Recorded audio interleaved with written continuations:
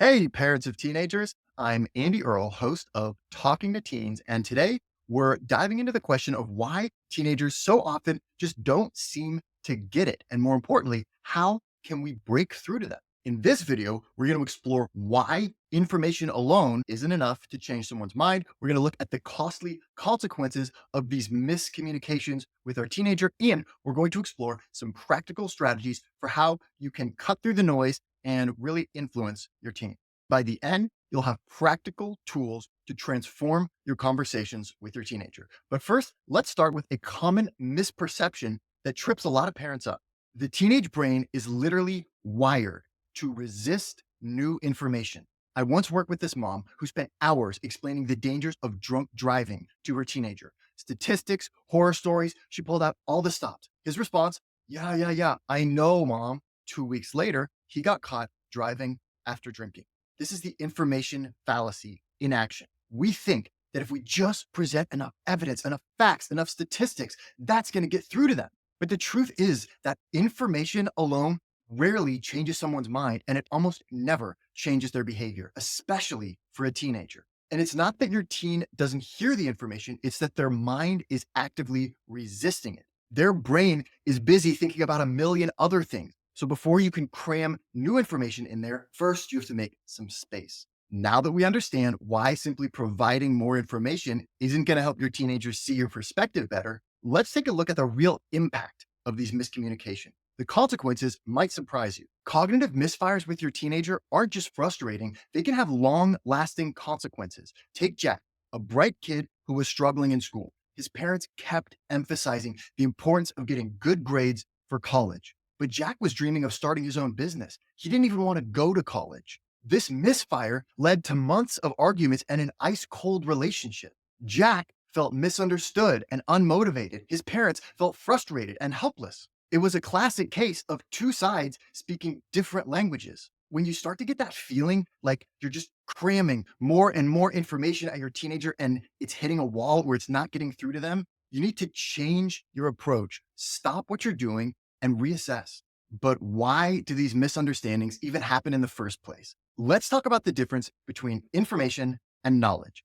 Information is raw data. It's like having all the ingredients for a cake laid out on your kitchen counter. You've got the flour, you've got the eggs, you've got the sugar, but they're not combined into anything meaningful yet. Knowledge is understanding how the information fits together. It's like knowing the recipe for the cake. You know how the ingredients interact, how you're supposed to combine them together, what temperature to bake it at. With teenagers, we often focus on throwing more information at them. We give them facts about safe driving, the importance of good grade, or the dangers of doing drugs. But that's like giving them more ingredients without giving them a recipe. What teenagers really need is they need a chance to convert more information into knowledge through experience. So that's the difference between information and knowledge. But there's another level that's even more important. The biggest key to really breaking through to your teenager about something is understanding how to create an insight. An insight is that aha moment when everything finally clicks. It's like when you realize you've been overmixing your cake batter and that's why it's not rising like it should.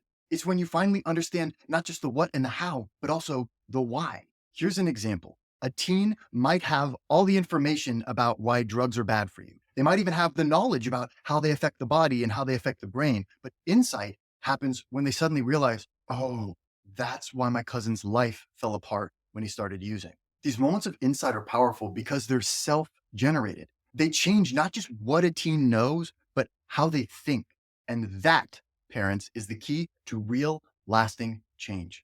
Aha moments are the key to great teen communication. They're those flashes of insight where suddenly everything clicks into place, and they're more powerful than any lecture you could possibly give. Take Sarah, for instance. She was a teen who frequently clashed with her parents over her messy room. No amount of nagging seemed to make any difference. Then, one day, Sarah had a friend over and she spent 20 minutes looking for her favorite shirt. She got more and more embarrassed as every minute went on. That day was Sarah's aha moment. She finally realized, oh, being organized isn't just a thing to make my parents happy, it's going to make my life easier. Critically, this revelation was self generated. Sarah didn't change because suddenly her parents nagged her enough. She changed because she realize the importance of organization in her own life.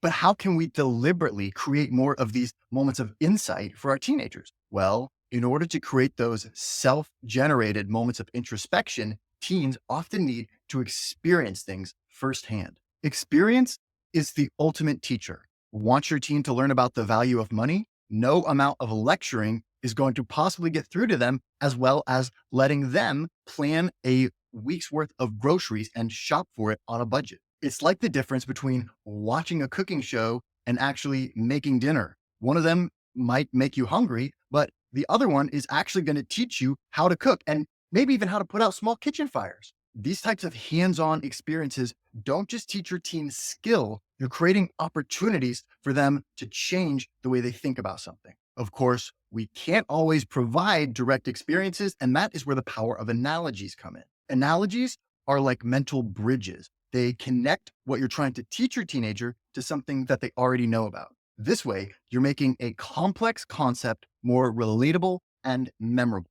You're giving your teenager a framework to understand a new concept instead of just piling the information on them. Instead of just teaching them about the importance of diverse friendships, you might compare it to a playlist with different genres or different styles of music coming together in just the right way. Or maybe you compare it to the cast of their favorite reality TV show with all these different personalities working together perfectly. Next time you're trying to explain something to your teenager, ask yourself, what does this remind me of? And then try explaining it in terms of that. It might just be the key to unlocking your teen's understanding. Experience and analogies can be really helpful for getting your teen to understand new concepts, but what about understanding other people? That is where perspective taking comes in. Perspective taking gives teens emotional superpowers. Try asking your teenager, how do you think your teacher feels when nobody does their homework? Or what might your friend be going through to act like that? When you invite your teenager to step into somebody else's experience, it's like giving them emotional binoculars. This isn't just about helping them understand someone else's perspective in the moment. It's about helping them learn to live with more empathy and a deeper level of wisdom. You are training them to look at complex situations from different angles. It might sound really simple, but this type of perspective taking is one of the best ways to teach emotional intelligence to teenagers. We've looked at the importance of experience, analogies, and perspective taking for getting through to a teenager in a meaningful way. But what if you tried all three of these and you still haven't gotten through? Well, all hope is not lost. Sometimes the best thing you can do is nothing. Insight is like a fine wine or an aged cheese. It gets better with time. Your teenager might seem completely unresponsive to your information right now, but under the surface, ideas are ripening, insights are fermenting. Remember, patience isn't really about doing nothing. It's about planting seeds and having faith that they will grow. It's trusting the process, even when on the surface, it might seem like nothing's really happening. Your patience today is setting the stage for your teen's brilliant insights tomorrow. So next time you feel like nothing's changing, take a deep breath. Your teen's brain is working on it, even if it's not obvious. One of the best ways to influence your teenager doesn't involve any words at all. Want your teenager to develop good habits? Model them yourself. Teens learn a lot more from what you do than from what you say. If you want your teen to be more organized, show them how organized you are. If you want them to be more thoughtful, demonstrate thoughtfulness in your own actions. It's like that old saying, children learn to smile from their parents.